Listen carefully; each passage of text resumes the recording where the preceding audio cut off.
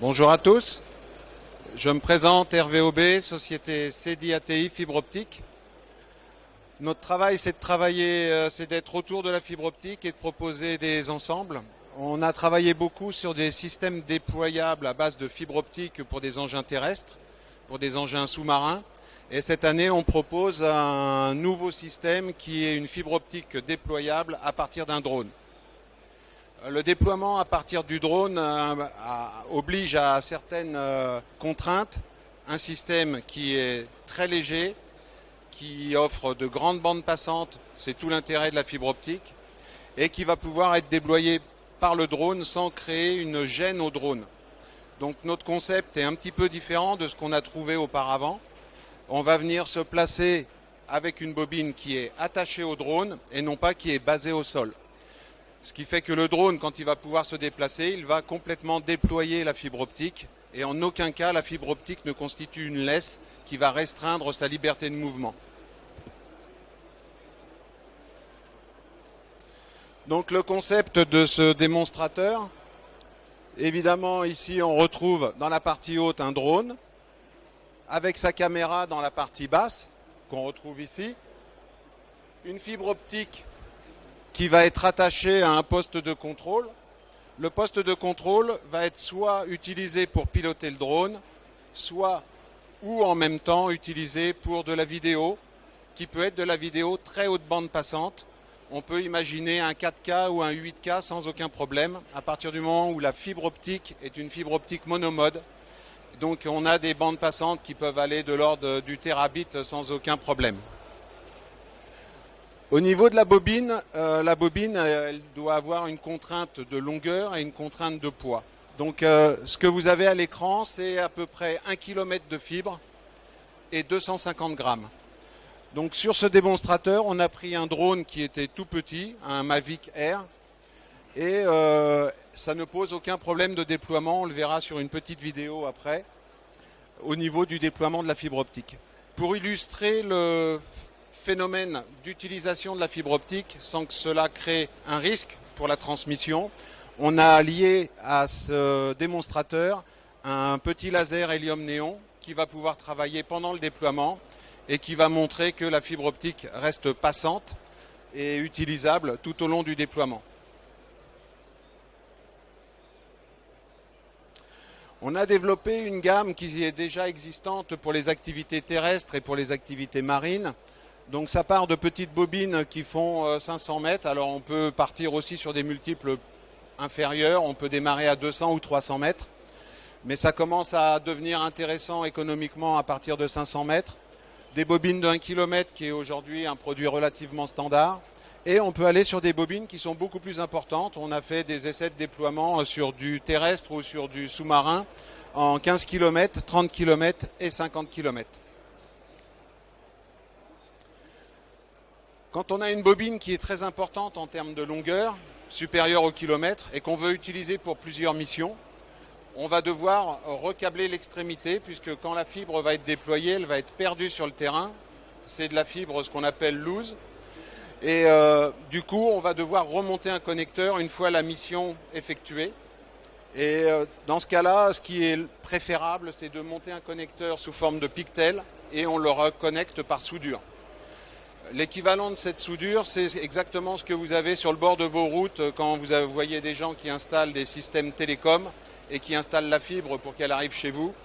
Donc à peu près n'importe qui aujourd'hui peut trouver un système de fusionneur, un cleaver et remettre en liaison un pictel d'extrémité pour repartir sur une nouvelle mission.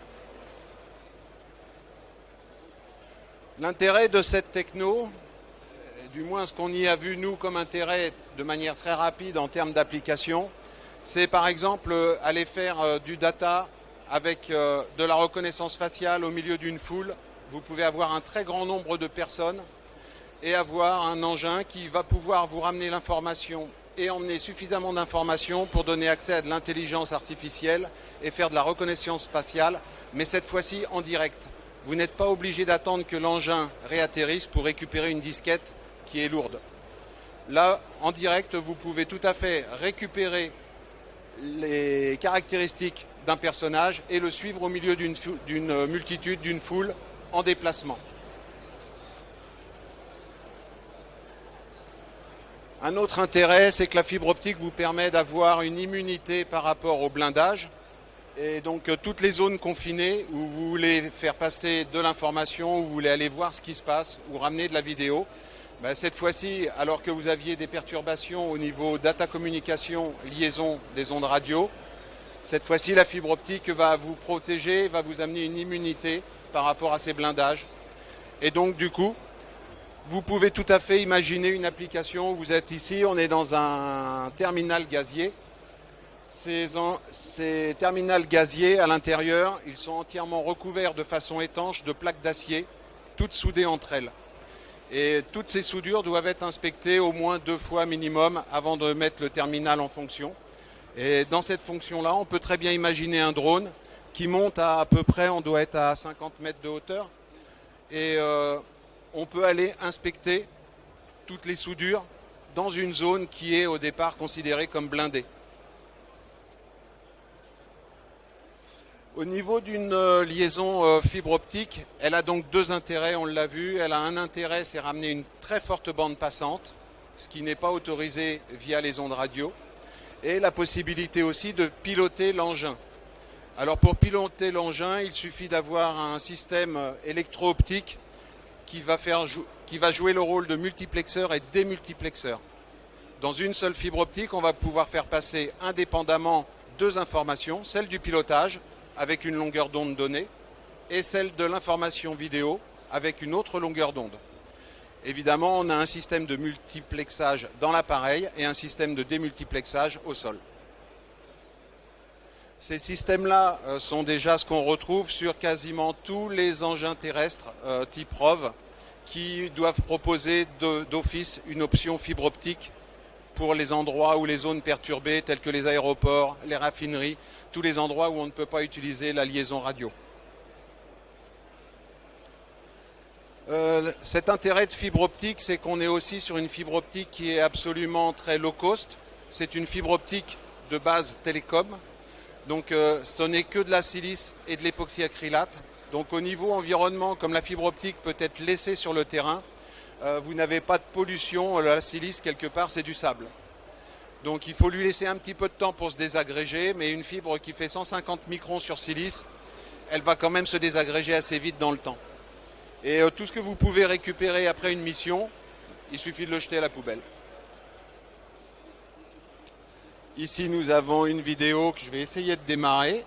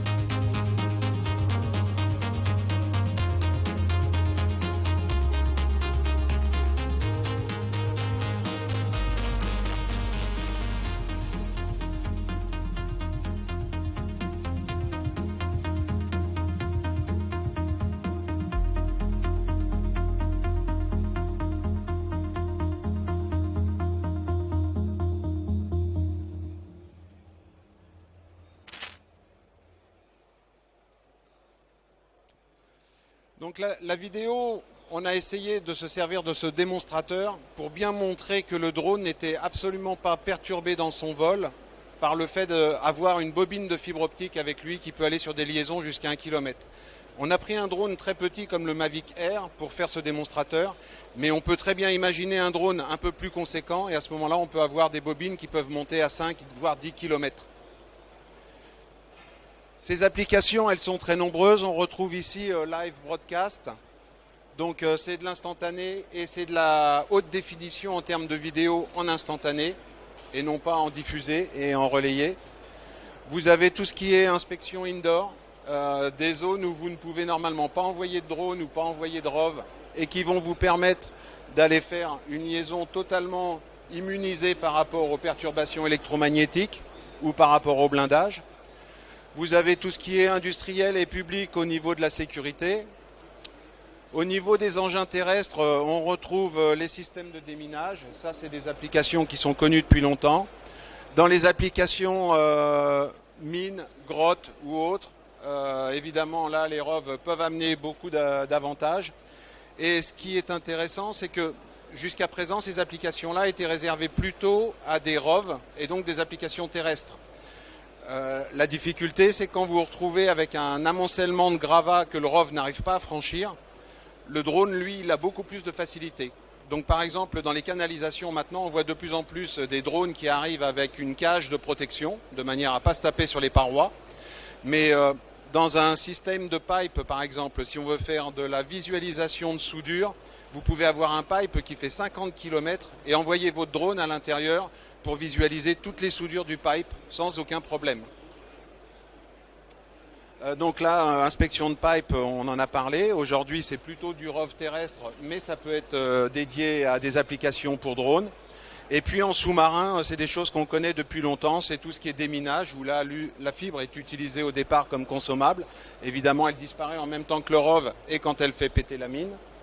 Vous avez les inspections d'épave. Un gros avantage de la fibre consommable et de la fibre perdable, c'est que vous pouvez rentrer par un endroit et vous n'êtes pas obligé de faire le même chemin pour ressortir. Parce qu'à tous les coups, votre câble ou votre fibre optique, il reste accroché. Or là, vous rentrez par une porte, vous faites ce que vous avez à faire en inspection et vous ressortez par une autre fenêtre. Quand vous revenez à votre point de départ, vous coupez la fibre, elle reste sur le terrain. Vous changez la cassette, vous mettez une autre cassette, vous repartez pour une autre mission. Donc en plus, sur le terrain, c'est très convivial parce que l'opérateur, s'il le désire, il n'a pas de connexion à faire, il n'a rien à faire. Il prend la cassette, il connecte comme vous l'avez vu sur le film et il repart sur une nouvelle mission.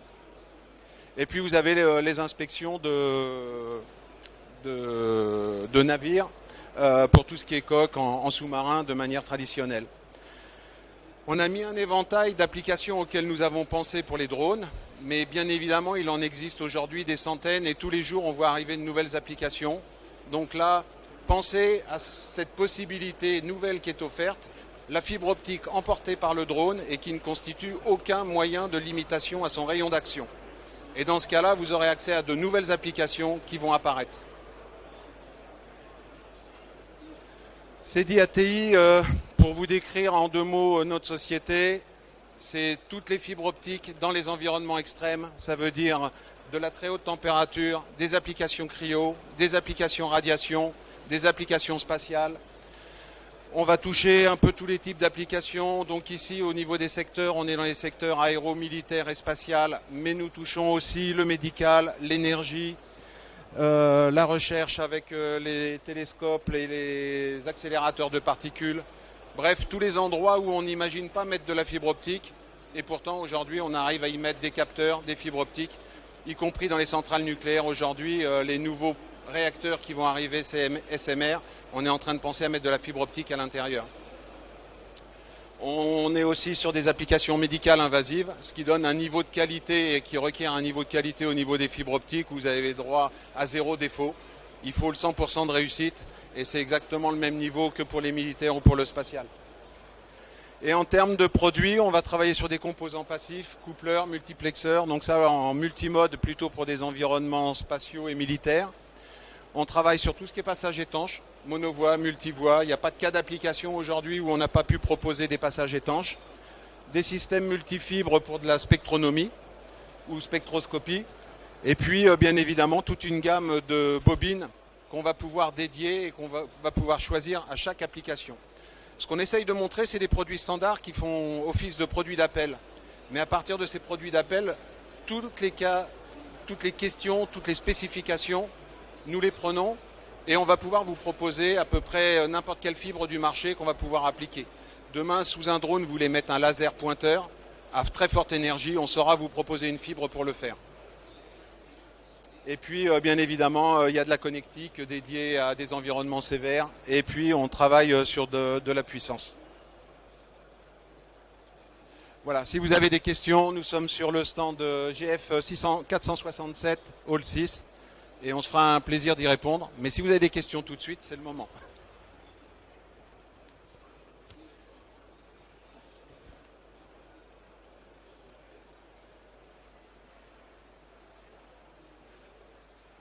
J'ai été clair.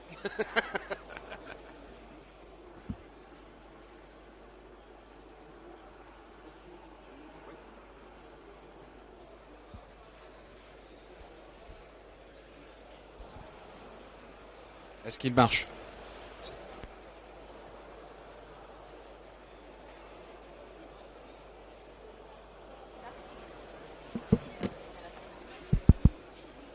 Oui, merci beaucoup pour votre présentation.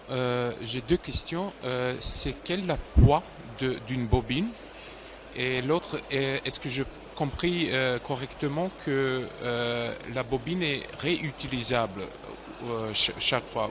On utilise pour une mission et on le réutilise une autre fois ou on doit changer la bobine chaque Alors, fois? au niveau du poids, une bobine de 1000 mètres, ça représente 250 grammes. Celle qui est montrée sur le démonstrateur, c'est 250 grammes pour 1000 mètres déployables. Après, une bobine, on peut avoir deux concepts. Ou on utilise une bobine qui est réellement dédiée à le type de mission que vous avez à faire, c'est-à-dire des missions relativement courtes, 200 ou 300 mètres. À ce moment-là, on considère la bobine comme une cassette. On fait une mission de 300 mètres, on ne se pose pas la question s'il reste de la fibre ou pas. On change la cassette, on attaque une autre mission. Très souvent, c'est ce qui va intéresser les gens comme sapeurs-pompiers, GIGN, des gens comme ça. Maintenant, si on veut diminuer le coût aussi de la bobine, parce qu'on parle d'engins qui sont non réutilisables, on peut utiliser des bobines par exemple de 1000 mètres alors qu'on sait qu'on va faire des missions de 200 mètres. Donc on va utiliser que 200 mètres à la première mission, il va rester 800 mètres dessus. À ce moment-là, on va couper la fibre et remonter un connecteur et c'est reparti pour un tour. Et remonter un connecteur, y compris sur site, c'est aujourd'hui quelque chose qui est très facile à faire. Il suffit de couper la fibre, la cliver, la fusionner, et on fusionne une extrémité qui est déjà connectorisée, ce qui évite de monter le connecteur sur site. Donc ça, ça se fait sur une table, ça se fait sur un chantier. Aujourd'hui, vous voyez tous les jours des gens sur le bord de la route qui font les raccordements de fibre optique monomode avec ces engins-là. Et ils font ça dans la goulotte, par terre, sans aucun problème. Donc ces outillages-là sont ultra disponibles. Sur Internet, on en trouve pléthore. Et donc très facile à remplacer et à utiliser par à peu près n'importe qui. Il vous suffit d'une formation d'une demi-heure pour arriver à monter un Pictel. C'est tout.